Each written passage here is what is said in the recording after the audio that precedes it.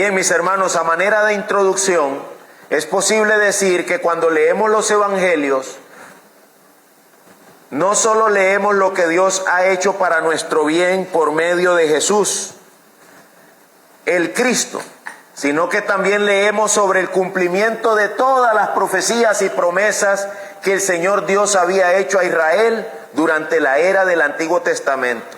Es decir, los evangelios hacen un cierre histórico. ¿Me explico? No solo estoy leyendo de lo que Cristo ha hecho para el bien de mi alma, sino que también estoy leyendo del cierre de toda la narrativa del Antiguo Testamento. Este cierre histórico evidencia cómo la palabra de Dios se cumple a plenitud y a su vez deifica a Cristo, a Jesús, como el Hijo de Dios. Y hoy específicamente nosotros vamos a meditar en la entrada triunfal de Jesús a Jerusalén. Lo vamos a hacer considerando a Jesús como Rey y Señor de Israel según las profecías. Eso es lo que haremos. No es una tarea, creo yo, muy sencilla, porque de cierta manera, pues nosotros no somos la nación de Israel. Nosotros no estábamos esperando el Mesías, ¿me explico? Nosotros somos lo que la Biblia llama gentiles. Esto se entiende como gente por ser gente. Gente que no tenía ninguna revelación divina. Gente que estaba ciego, practicando los pecados y el estilo de vida de este mundo. Nosotros no habíamos recibido las profecías.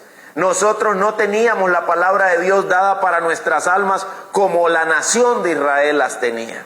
Así que la entrada triunfal de Cristo a Jerusalén, para nosotros tal vez no significaría gran cosa.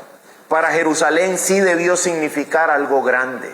Debió significar el cumplimiento de todo lo dicho a través de miles de años de profecías. Sin embargo, déjenme decirles que Jesús es el Rey de Gloria, no solo de Israel, sino del mundo entero. Ya esto tiene que ver con la soberanía de Dios, con su plan perfecto. Hermano mío, amigo que me escuchas, ¿qué harías si yo te dijera que este Cristo que entró glorioso a Jerusalén es el Cristo que yo también necesito? Alguien puede pensar, tal vez para él aquí en Costa Rica, año 2025, tal vez alguien puede pensar, yo lo que necesito es un buen salario. Yo lo que necesito es el aguinaldo, que ya está próximo para algunos, ¿verdad? Yo lo que necesito es un carro nuevo. Y de esa manera lo que tendríamos sería una mentalidad materialista, meramente humana, meramente terrenal. Y bajo esa mentalidad terminaríamos en la tumba y luego en la condenación eterna. ¿Y qué tal si yo te digo que tú y yo somos más que eso? Somos más que solamente materia. Somos más que solamente algo de este mundo temporal y pasajero. Hermano mío, nosotros somos creación de Dios, del Dios creador de todas las cosas. El Dios que se reveló en el Génesis a través de Moisés. El Dios que formó ese pueblo llamado el pueblo de Israel. El Dios que se encarnó y habitó entre nosotros en la persona misma de Cristo. De manera que lo que era verdad y era grandioso para aquella nación, también debe ser verdad y grandioso para nosotros. Él es el Rey de Gloria, no solo de Jerusalén, sino del mundo entero. Pero es necesario que por la acción del Espíritu Santo nuestra mente sea abierta, nuestra comprensión alcance entender estas cosas y ver a Cristo como el deseado de nuestras almas, el que nuestra alma realmente necesita. ¿Usted ha oído eso de que si estás en drogas necesitas a Cristo? Suena como un cliché, pero es verdad. Que si tienes un problema personal, familiar, necesitas a Cristo. Suena como un cliché, pero es cierto. Yo también necesito que Cristo entre triunfal a mi Jerusalén, a mi vida, a mi ciudad, que tenga la acogida perfecta que debe tener. Así que al leer en Mateo 21, recuerda, no solo estamos leyendo de una historia lejana, también estamos leyendo de nuestras propias vidas. Así que volvamos la mirada ahí, consideremos a este Rey de Gloria. Consideremos lo primero, todas las implicaciones o todo lo que implicó la entrada del Rey de Gloria a Jerusalén. Vuelve tu mirada a Mateo 21 y observa lo primero. Cuando se acercaron a Jerusalén, llegaron a Betfagé, junto al monte de los olivos. Eso, el versículo 1. Llegaron a Betfagé, junto al monte de los olivos. Entonces Jesús envió a 2 de sus discípulos, diciendo: vayan a la aldea que está entre ustedes, y enseguida encontrarán un asna atada y un pollino con ella. Desátenla y tráiganlos a mí. Y si alguien les dice algo, digan: el Señor los necesita, y enseguida los enviará. Dice la Biblia, el verso 4. Esto sucedió, ¿para qué? Para que se cumpliera lo que fue dicho por medio del profeta, cuando dijo: digan a la hija de Sión, mira, tu rey viene a ti, humilde y montada en un asna y en un pollino, hijo de bestia de carga. Hasta ahí. La primera parte, la entrada de Jesús a Jerusalén. La primera gran cosa que debemos considerar de la entrada de Jesús a Jerusalén es que es una entrada profética. Es una entrada que había sido profetizada 500 años antes. Hermanos, empecemos a deleitarnos en la palabra de Dios. Tenemos que pensar en esto.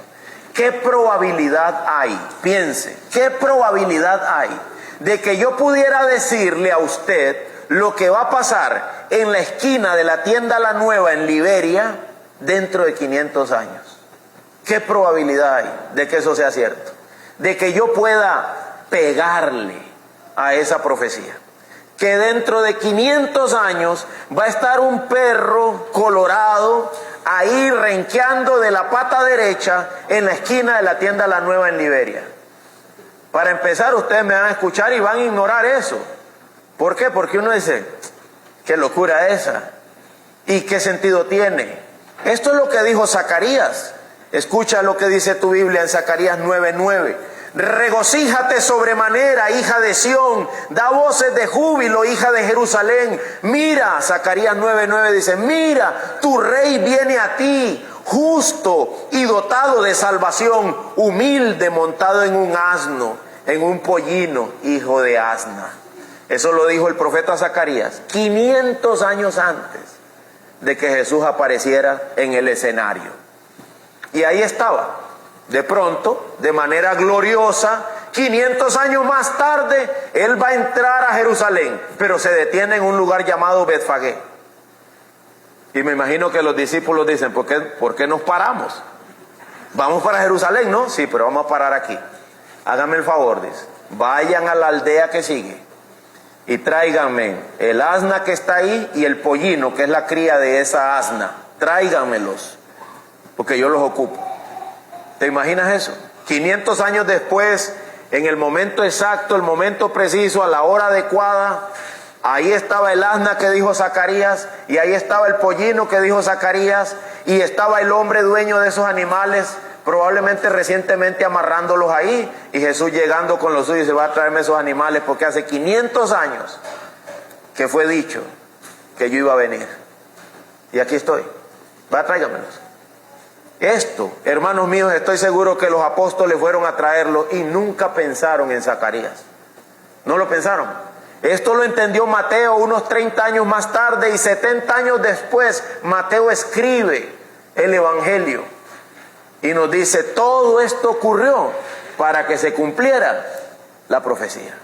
500 años antes. Eso que yo acabo de decirles a ustedes, simple y llanamente, es glorioso. La probabilidad de que eso suceda es nula en nuestra condición humana. Pero para Dios todo es posible, ¿se acuerdan? Lo que para el hombre es imposible, para Dios es posible. De manera que una profecía de 500 años antes se estaba cumpliendo al entrar Jesús a Jerusalén. Así que eso es lo primero que debes recordar. Es una entrada profética. Es una entrada que había sido anunciada como mínimo 500 años antes, medio milenio, 5 siglos antes de que ocurriera. Aproximadamente hace 500 años anduvo Cristóbal Colón por aquí, ¿sabían ustedes? Aproximadamente. Para nosotros eso ocurrió hace quién sabe cuándo.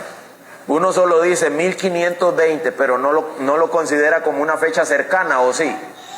Eso está muy lejos en la historia para nosotros.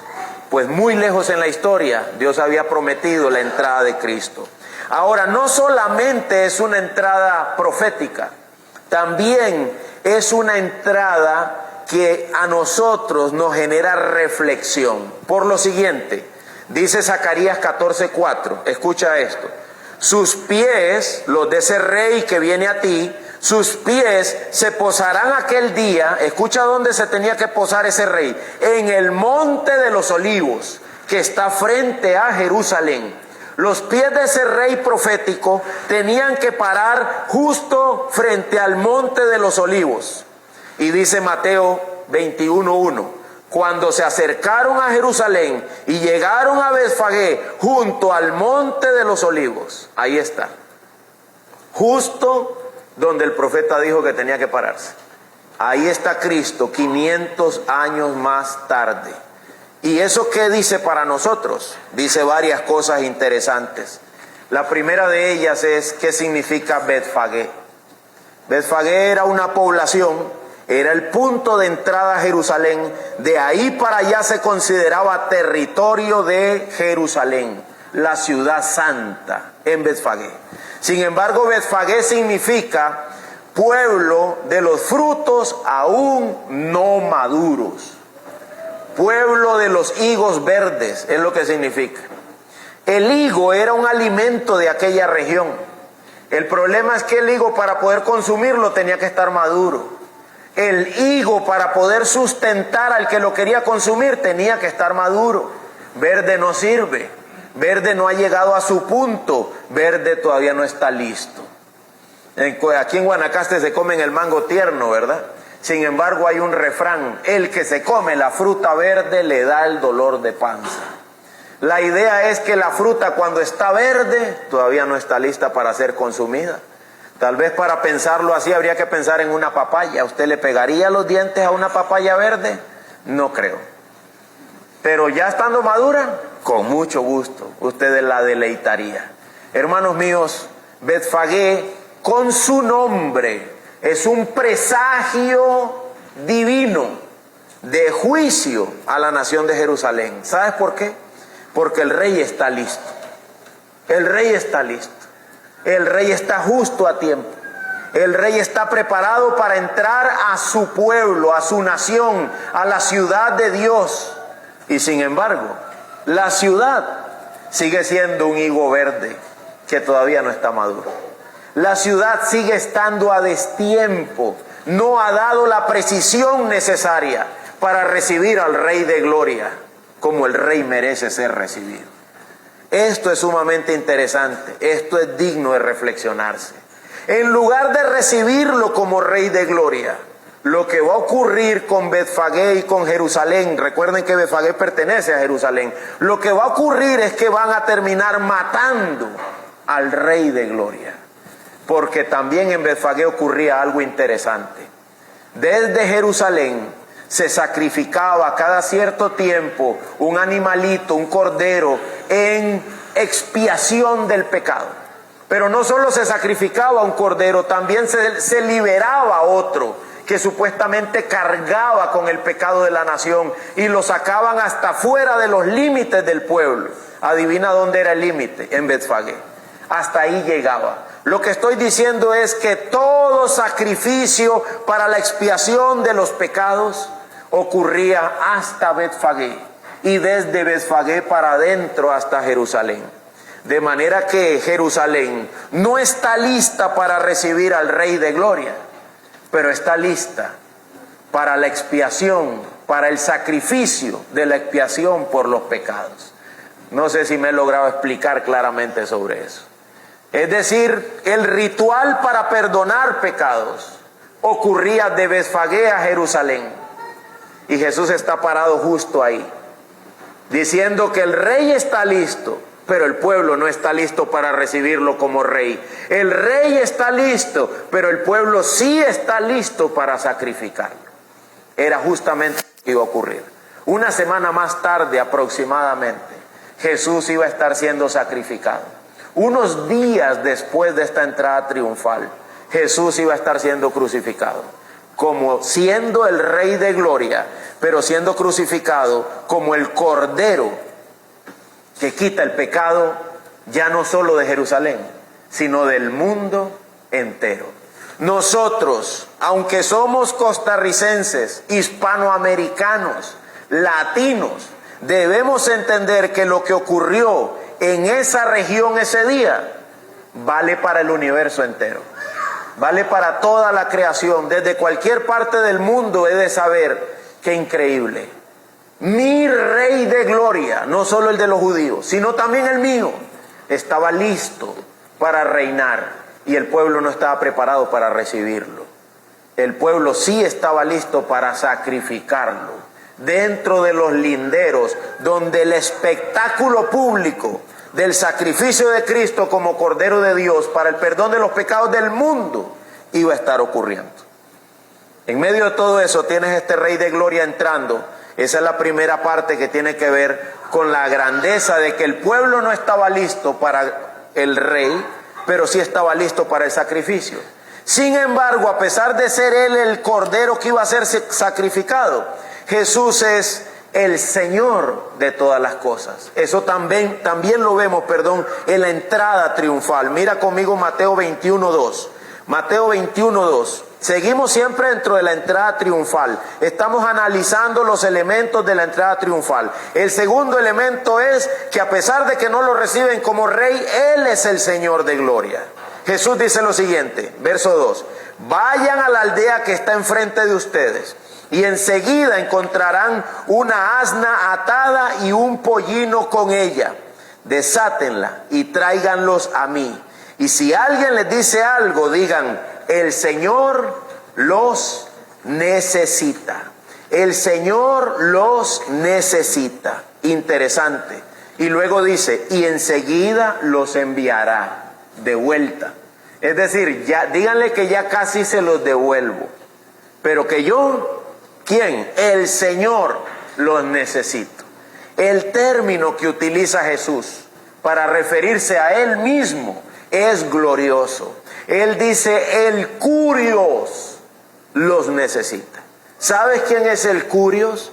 Es el dueño, el controlador, el propietario del universo mismo, todo lo creado, incluyendo la humanidad. Él es el Señor de todo. Jesús no está mandando a tomar algo que no le pertenece. Jesús está mandando con su autoridad a tomar y a usar lo que debería estar dispuesto para Él. Porque Él no solo es el Rey de los judíos, Él es el Curios, el Señor dueño del mundo entero.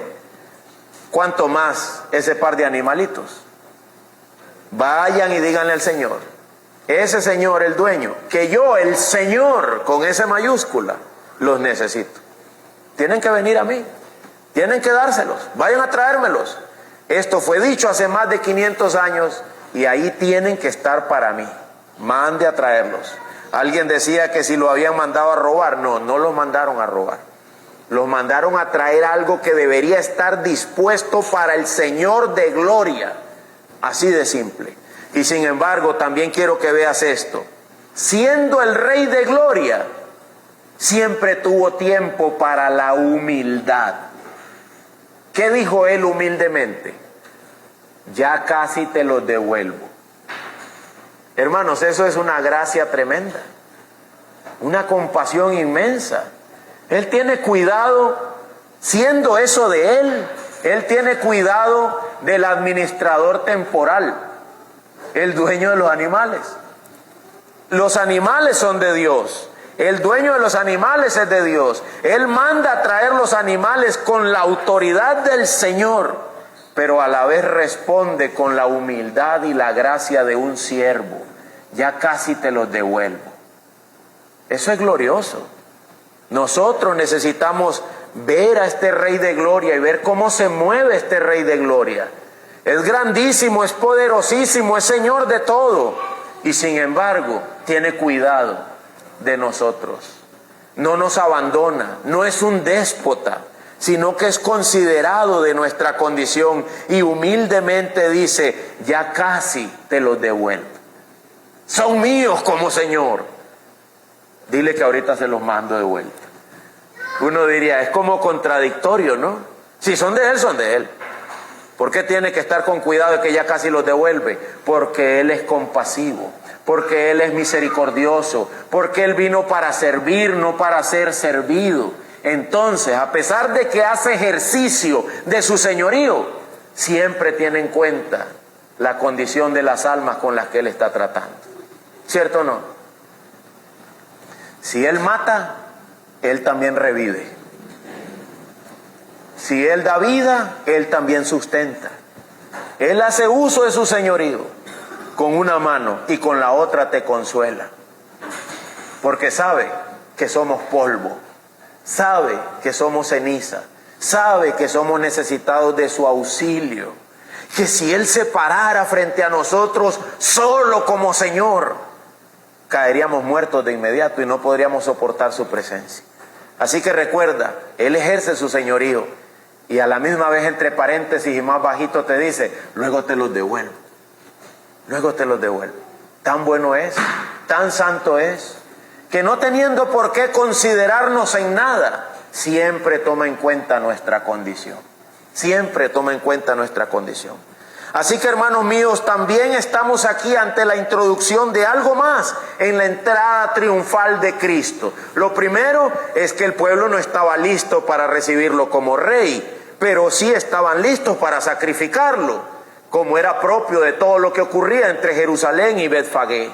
Lo segundo es que Él entra con el ejercicio de su señorío y a la vez con la muestra de su humildad. Y vemos algo más de su humildad. ¿En qué se iba a montar? En una asna y en un pollino. Él se montó en el pollino, no en la asna. Pero los dos animalitos tenían que estar ahí para mayor precisión de la profecía. Tal vez encontraban el asna, pero no el pollino, tal vez el pollino, pero no el asna. No. Zacarías dijo los dos, así que los dos van a estar ahí, para mayor precisión de las escrituras, pero no solo para eso. Hermanos, nosotros no somos una cultura agrícola, ya no lo somos. Ahora somos una cultura moderna, posmoderna, digitalizada. Nosotros entendemos de iPhone y de Samsung y de Huawei, pero no entendemos nada de asnos y de mulas. Ya esas cosas no entendemos. El punto es el siguiente. No eran la montura propia de un rey, no eran. ¿Cuál es la montura propia de un rey, hermanos? Entrando gallardo a tomar posesión de su tierra. ¿Quieres verla? Apocalipsis 19:11. Ve conmigo ahí y mira la montura propia de un rey. Apocalipsis 19:11. Y créeme que lo verás montado. Pero en este momento del evangelio no. Pero en el momento futuro sí. Mira Apocalipsis 19:11, ¿qué dice? Vi el cielo abierto y apareció ¿qué? Esa es la montura propia de un rey. Apareció un caballo blanco. El que lo montaba se llama Fiel y Verdadero. Con justicia juzga y hace la guerra. Sus ojos, los del Fiel y Verdadero, son una llama de fuego. Y sobre su cabeza hay muchas diademas. Es decir, es el Señor de los señores. Hay muchas coronas sobre su cabeza. Tiene un nombre escrito que nadie conoce sino Él. Está vestido de un manto empapado de sangre. Y su nombre es el Verbo de Dios. Eso es Juan. En el principio era el Verbo, y el Verbo era con Dios, y el Verbo era Dios.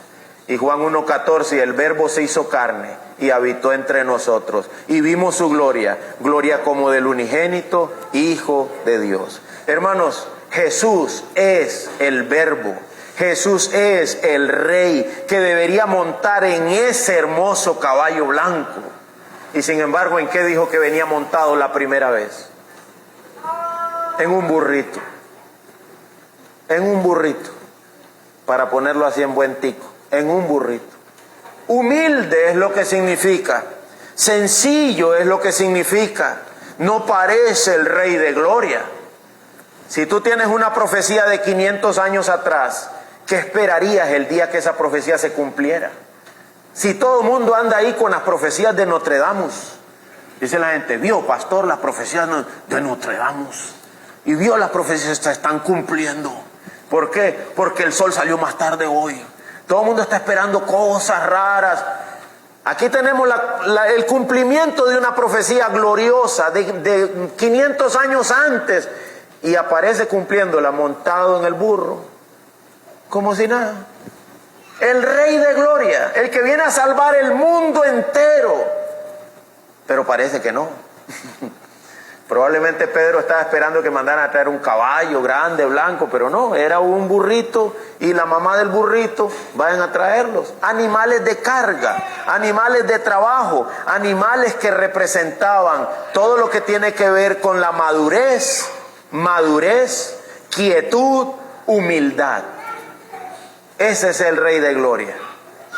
Humilde. Viene a ti el Rey de Gloria, pero viene como humilde, montado en una asna. Eso es lo que dice el verso 4 de Mateo 21. Véanlo ahora, por favor. Esto sucedió para que se cumpliera lo que fue dicho por medio del profeta, cuando dijo, digan a la hija de Sión, mira, tu rey viene a ti. ¿Cómo viene? Humilde y montado en una asna y en un pollino, hijo de bestia de carga. Él viene montado en un animal propio de una bestia de carga. Nada glorioso, ¿verdad? Por ahí vi al hermano Roy en Estados Unidos montado en quién sabe qué carro deportivo, vamos a decir un Lamborghini, ¿verdad? Entonces, si uno juega de ser Toretto, tiene que montarse en un Lamborghini. Pero si usted juega de ser Toretto y aparece ahí en un Mazda de esos huevitos duros, le decíamos a esos carros del año 1970, y uno dice, bueno, son un clásico, sí, pero imagínense lo desquebrajado, despintado, que lo trabajaron duro. Y uno diría, no es consistente con lo que yo esperaría ver. Hermanos, ese es Cristo. Ese es Cristo. ¿Usted sabe que Cristo tiene esa cualidad? No es consistente con lo que la gente espera ver. Esa es la paradoja del Evangelio. El Evangelio es glorioso, es la solución del mundo entero, y sin embargo no parece algo a lo que haya que detenerse a escuchar. Jesús es el Rey de Gloria, pero viene montado en unos animalitos de carga, de trabajo, humildes, sencillos, sin mucha bulla, sin mucho bla bla bla, pero Él es el Rey de Gloria. Ahora quiero que vean la definitiva gloria y reconocimiento del Rey. Verso 6. Entonces, Mateo 21:6, siempre en la entrada triunfal, no hemos pasado del punto 1. Entonces fueron los discípulos, hicieron tal como Jesús les había mandado, y trajeron el asna y el pollino, pusieron sobre ellos sus mantos, y Jesús se sentó encima. La mayoría de la multitud que andaba con Jesús, tendió sus mantos en el camino. Otros cortaban ramas de los árboles y las tendían por el camino. Y las multitudes que iban delante de él y las que iban detrás gritaban, Hosana al Hijo de David. Bendito aquel que viene en el nombre del Señor. Hosana en las alturas. Verso 10, preste atención a esto. Cuando Jesús por fin entró a Jerusalén, toda la ciudad lo que hizo fue agitarse. ¿Y qué es lo que decían? ¿Quién es este? Verso 10. ¿Quién es este? Y las multitudes contestaban, este es el profeta Jesús de Nazaret de Galilea. Este es, dice, el que esperábamos. El cumplimiento de las profecías mismas, eso es lo que significa. Él es la profecía y Él es el cumplimiento de la profecía misma. ¿Por qué? Porque Él es el profeta por excelencia. ¿Qué le dijo Él a los hombres de su tiempo? Moisés escribió de mí. Los profetas escribieron de mí. Yo soy el profeta mismo por excelencia. La profecía misma soy yo. Lo que dijeron, los verbos que usaron, ese soy yo. El cumplimiento de la palabra misma. Pero ¿quiénes eran los que lo reconocían? Las multitudes que andaban con Jesús. Jerusalén no. Para Jerusalén él era un desconocido. Para Jerusalén la pregunta es, ¿quién es este? Si es el Rey de Gloria, ¿por qué viene montado en un asno? ¿Por qué no viene montado en un caballo? ¿Por qué no viene con una corte? ¿Por qué no viene gente de élite a su alrededor? Hermanos, ¿cómo eran las multitudes que andaban con Jesús? Hambrientos, enfermos, necesitados. ¿Qué dice? Ciegos, cojos. Esa es la gente que andaba con Jesús. Era la gente a la que Jesús vivía alimentando y sanando. Esa gente es la que gritaba: ¡Hosana, bendito sea el Hijo de David! Este es el Rey. ¿Se acuerdan que eso ya había sido anunciado por los ciegos que sí veían? El domingo pasado habían un par de ciegos que decían: Señor, Hijo de David, ten misericordia de mí. Ellos sí lo reconocían como el heredero al trono. Los ciegos lo reconocían heredero al trono. Los cojos lo reconocían heredero al trono. Los muertos de hambre lo reconocían heredero al trono. Pero la gran Jerusalén decía: ¿y quién es este? ¿Por qué tenemos que doblarnos nosotros ante este Señor? Mientras las multitudes que habían encontrado en él todo lo que necesitaban, lo reconocían. Y decían: este es el Rey de Gloria. Estaban plenos con eso, completamente llenos. Hermanos míos, tenemos que meditar esto. Él terminó entrando triunfal, pero la gente le desconoció. Su pueblo le desconoció. Es interesante que Jesús entra justamente a Jerusalén. ¿Por qué será que Él entra a Jerusalén, hermanos? Jerusalén es la ciudad del Rey. Pero Jerusalén no es solo la ciudad del Rey. Jerusalén es también la ciudad donde Dios besa la tierra. ¿Sabían ustedes eso? Jerusalén es la ciudad en el Antiguo Testamento donde Dios se posa, donde Dios reina. Desde ahí el cielo mismo besa la tierra en Jerusalén. Es decir, estamos hablando de algo que se llama una tipología. Ciudades que tienen una razón y un sentido de ser y de existir. En Jerusalén se encontraba nada más y nada menos que el templo del Dios Altísimo, el que Dios había mandado a construir a Salomón, que había sido destruido por Babilonia, que fue reconstruido por Jeremías y por los hombres de ese tiempo como Esdras también, y que ahora está para recibir a Cristo. Por eso tiene que ir a Jerusalén, porque ahí es donde Dios reina, y Él es el Rey que debe sentarse en el trono. Pero no buscó el trono en un palacio. Mira dónde lo buscó. Este es el segundo punto del sermón. El Rey de Gloria entra al templo mismo. Verso 12. Jesús entró en el templo. Él entra glorioso, pero ¿a dónde entra?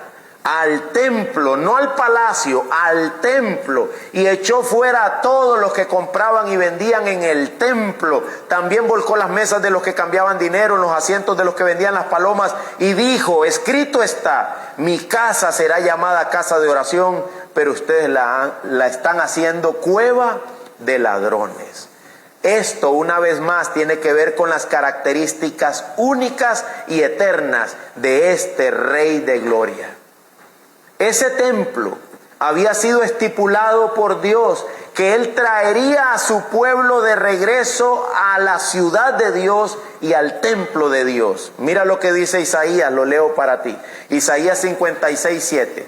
Yo los traeré a mi santo monte y los alegraré en mi casa de oración, es decir, en mi templo. Sus holocaustos y sus sacrificios serán aceptados sobre mi altar, porque mi casa será llamada casa de oración para todos los pueblos. ¿Para cuántos pueblos sería llamado el templo la casa de oración? Para todos los pueblos. Ahí estaba incluido Costa Rica. La razón es que Jesús es el Rey de Gloria del mundo entero. Y el templo, el lugar donde Dios se une con la tierra, el lugar donde el cielo besa la tierra, es el lugar donde Jesús tenía que entrar para reinar y para que vinieran a Él todos los pueblos. Ahora bien, ciertamente estamos en una era en la que el templo de Dios somos nosotros mismos. Porque si Cristo nos ha redimido, ha pasado a morar en nosotros y nosotros en Él. De manera que ahora reina en nuestros corazones, en nuestras mentes, en nuestros cuerpos, y nuestros cuerpos se convierten en templo del Espíritu Santo. Pero en este momento, de manera simbólica, Jesús entra al templo para hacer lo propio, para reinar en Él y para que simbólicamente los pueblos vengan a Él. Jesús entra al lugar donde el cielo y la tierra se reúnen. Y siempre recuerden que ante el hecho de que Jesús echa para afuera a todos los que habían hecho del templo un lugar de comercio, siempre estaba esta pregunta: ¿quién es este? ¿Quién es este? ¿Por qué entra así a Jerusalén? ¿Por qué se mete así en el templo? ¿Por qué hace esto en el templo? ¿Quién es este? Debemos considerar esa pregunta. Por último, Él es el Rey de Gloria, alabado solamente por los que maman y desconocido por los grandes líderes y maestros. Jesús es el Rey de Gloria que entra a Jerusalén. Jesús es el Rey de Gloria que toma posesión del templo para que todos los pueblos vengan a Él. Jesús es el Rey de Gloria que reconocen y alaban solamente los que maman. Mira lo que dice el verso 14. En el templo, ¿quiénes se acercaron a Él? Todos los pura vida. No, los ciegos, los cojos. ¿Y qué hizo Él con los que se acercaron a Él en el templo? Los sanó. Pero cuando los principales sacerdotes y los escribas vieron las maravillas que había hecho, y a los muchachos que gritaban en el templo y decían: Hosana al Hijo de David, ¿qué hicieron estos hombres? Se indignaron. Los ciegos, los cojos, y la lista nunca es exhaustiva, ¿se acuerdan? Ciegos, cojos, mudos, mancos, enfermos, paralíticos, toda esa gente venía a Él y Él los sanaba en el templo. Pero los líderes religiosos, ¿qué hacían? Se indignaban. No vienen a Cristo para recibir lo que su alma necesita, sino que se indignan con Cristo, se indignan con el Evangelio. Y le dijeron, mira lo que le dijeron en el 16: ¿oye lo que estos dicen? Y Jesús, ¿qué responde? Sí, claro que los oigo. Es interesante, ¿no? Como este Cristo siempre desafía lo que la gente está pensando. Tiene un sentido del humor, diríamos nosotros, también como sarcástico. ¿No oye lo que estos dicen? Que tú eres el Hijo de David, que hosana en las alturas. ¿Y qué dice Cristo? Claro que los estoy oyendo. Está diciendo, ¿cuál es el problema? Están diciendo la verdad. Y entonces les pregunta, ¿nunca han leído? ¿Qué es lo que se supone que debieron haber leído? Que de la boca de los pequeños y de los niños de pecho te has preparado alabanza. ¿Nunca han leído? Que los que alaban a Dios, dice, son los que menos piensa la gente que valen la pena. ¿Nunca has leído? Que de estos me agrado. Diría el apóstol Pablo, ustedes no se dan cuenta que no hay muchos letrados entre ustedes. ¿No se dan cuenta que no hay muchos grandes entre ustedes? O vemos aquí que esté esto lleno de médicos, de ingenieros ricos, a los Arias aquí sentados, los vemos aquí. Ni por cerca. Ni por cerca, no perderían el tiempo en venir a sentarse aquí. ¿Me explico? Porque desde siempre, ¿quiénes son los que han recibido a este Rey en gloria? Los pobres, dice la Biblia. ¿Pero cuáles pobres? Los pobres de espíritu, los que se creen en bancarrota espiritual, los que dicen, Señor, yo no tengo nada que ofrecerte, yo solo soy un pecador. Ayúdame a verte como Rey de Gloria. Yo soy uno de estos ciegos que no ve con claridad. Quiero ver claramente tu grandeza, quiero ver claramente tu poder. Dice la Biblia que tú eres. Yo quiero que tú seas para mí. Enséñame el camino. Guíame. Estábamos en un seminario de consejería esta semana. Consejería bíblica. Y decía el profesor, La consejería es imposible cuando el que viene a consejería no quiere ser aconsejado. Y uno diría, ¿para qué vendría entonces alguien a consejería si no quiere consejo? Pero es que vengo para que cambien a mi esposa, vengo para que cambien a mi esposo, vengo para que cambien a mis hijos. Y pues entonces mejor me los hubieras traído a ellos. Ellos quieren consejos, no, ni les interesa, entonces no hay nada que hacer. La consejería es imposible a menos que el cojo se dé cuenta que está cojo, a menos que el ciego se dé cuenta que está ciego, que el sordo sepa que está sordo, que el enfermo sepa que está enfermo y diga, sálvame, sálvame, ten de mí compasión.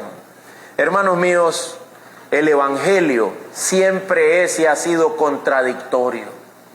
Siempre ha sido contradictorio. ¿Tú quieres encontrar la respuesta? ¿Te has preguntado alguna vez por qué las cosas me salen tan mal? ¿Por qué siempre nada camina como yo quisiera? ¿Tú quieres encontrar la respuesta? La respuesta está lista.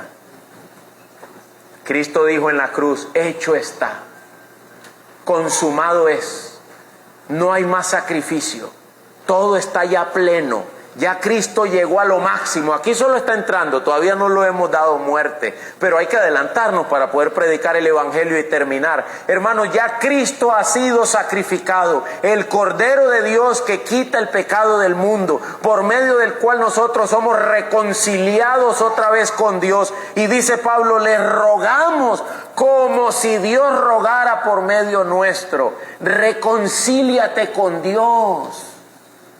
Hermano, ya está dado el medio, ya está dado el sacrificio, ya la respuesta existe. Entonces, ¿por qué no la encuentro? Porque yo soy un Betfagé, sigo verde. ¿Le han dicho eso a alguien cuando están jugando?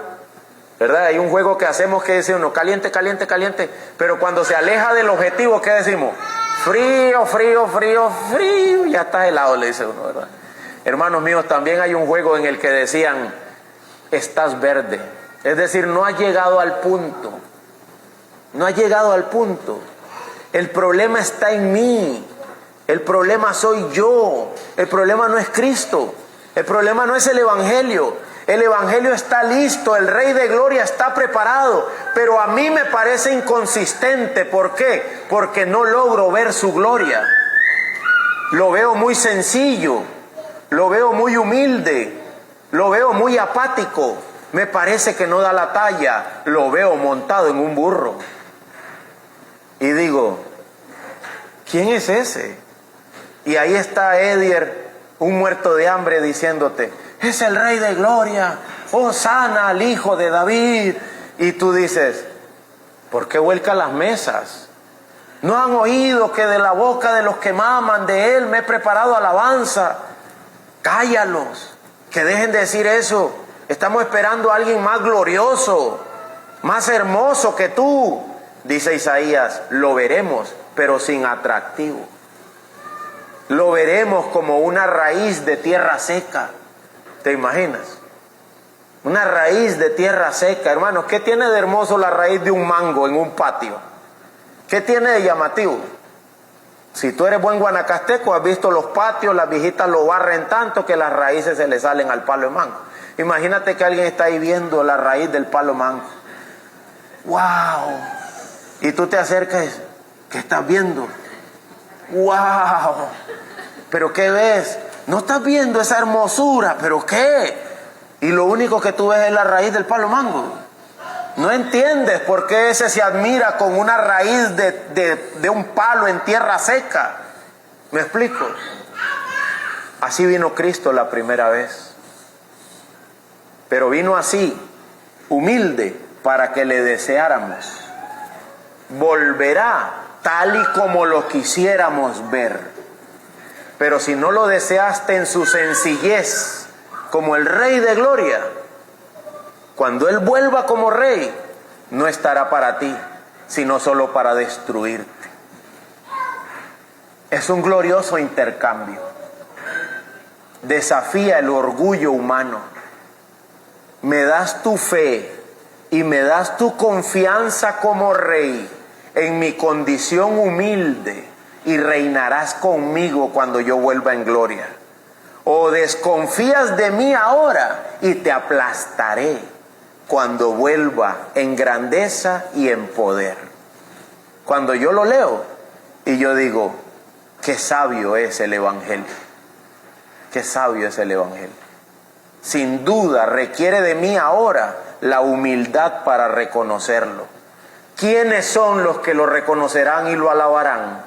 Jesús volvió a usar la misma palabra, los pequeñitos. Los pequeñitos. Hermano mío, ¿eres tú uno de esos pequeñitos?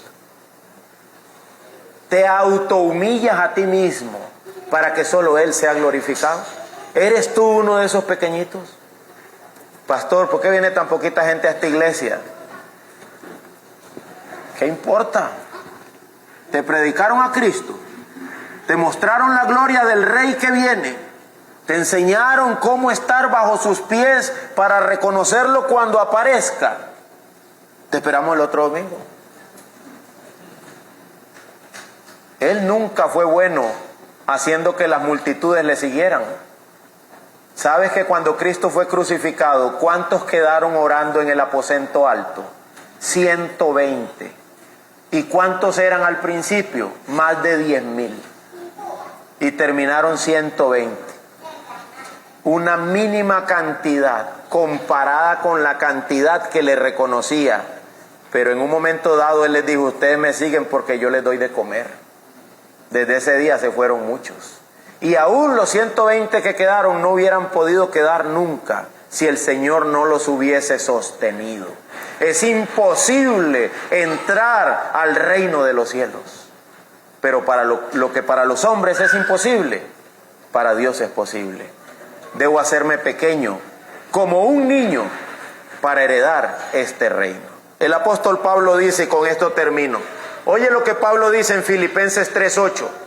Pablo era un experto en la ley, un teólogo profundo. Y oye lo que dice Pablo, Filipenses 3:8. Aún más yo estimo como pérdida todas las cosas. Yo estimo como pérdida todas las cosas, mis títulos, mis reconocimientos, mi grandeza intelectual, todo, en vista del incomparable valor de conocer a Cristo Jesús, mi Señor. Es incomparable, dice Pablo, el valor que tiene poder conocer a Cristo como el Señor, como el Rey de gloria, como el Curios y el Controlador. Por Él lo he perdido todo y lo considero como basura, a fin de ganar a Cristo y ser hallado en Él, no teniendo mi propia justicia derivada de la ley, sino la que es por la fe en Cristo, creyendo que Él es el Señor, la justicia que procede de Dios sobre la base de la fe. Dice Pablo, verso 10, y conocerlo a Él, el poder de su resurrección y la participación en sus padecimientos, llegando a ser como Él en su muerte. Y mira lo que Él quiere, a fin de llegar a la resurrección de entre los muertos. ¿Sabes qué es lo que Pablo dice? Lo que quiero es conocer a Cristo para vida eterna. Todo lo demás lo considero basura. Todo lo demás lo considero basura. El otro día vi a un amigo del colegio, ¿verdad? Uno de esos pillos con los que yo era un pillo también. Y me vio y me dice, ¿y qué te has hecho? Aquí estoy, digo, en Liberia siempre. Dame tu número para llamarte. Le di mi número. A veces pienso, hermano, ya yo no me avergüenzo del Evangelio, pero a veces pienso en si nos avergüenza el Evangelio. ¿Te da vergüenza que te vean en las sillas de esta iglesia? ¿Te daría vergüenza que te vean detrás de este púlpito? ¿Te daría vergüenza? Hermano mío, ¿te daría vergüenza que te vean siguiendo al Rey de Gloria? Ay de aquellos que se avergüenzan de Él ante los hombres. Dice Él, yo me avergonzaré de ellos delante de mi Padre que está en los cielos. En el día final, en el día final. Más vale que estemos cerquita de Cristo. Dice Pablo, no me importa dejarlo todo, con tal de llegar a la resurrección de entre los muertos y conocerlo a Él, por amor del cual lo he perdido todo.